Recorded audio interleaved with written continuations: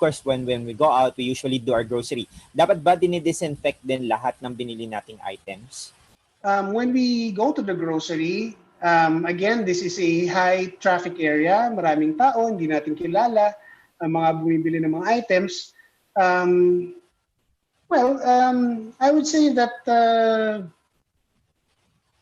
we should avoid touching anything as much as possible when we go out. But of course, when we go to the grocery, we are forced to handle yung mga items, cans or vegetables or fruits and packages.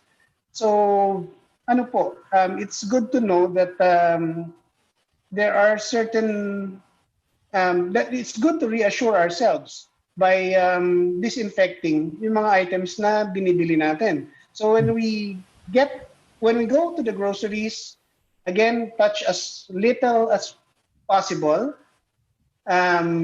Usually, ang advice dyan is pag hinawakan mo, kunin mo na.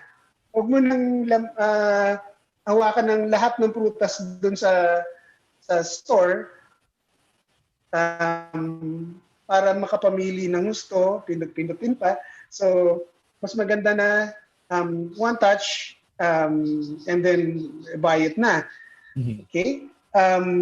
There is a low likelihood of getting infected with coronavirus through food. But again, we should clean fruits and vegetables before eating, cutting, or cooking them. Pero yung mga fruits, vegetables na hinahawakan natin, hindi naman natin pwedeng sabunin ng tubig yan. Hindi natin pwedeng i-disinfect na alcohol or soap. So we just use cold running water.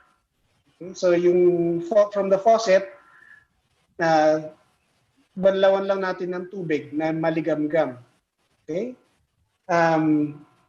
Even if you don't plan to eat the peel, kahit hindi natin kinakain halimbawa yung balat ng saging, maganda pa rin na hugasan natin yung lahat ng mga fruits or vegetables. Kasi minsan pag hinihiwa natin yung fruits, ay pumapasok din yung virus or yung germs sa loob.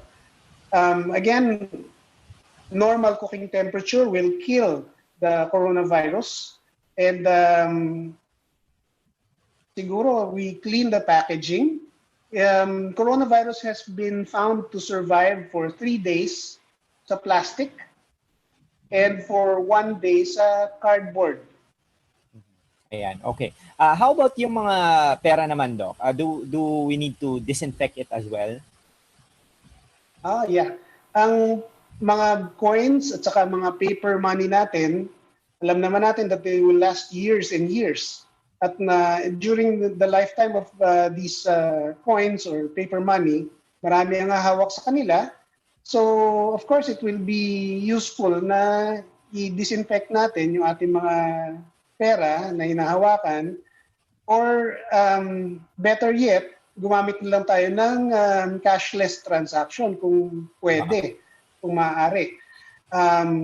So ang disinfection usually is the most common way that we disinfect paper and metal is again yung either bleach solution or alcohol, na 70% isopropyl.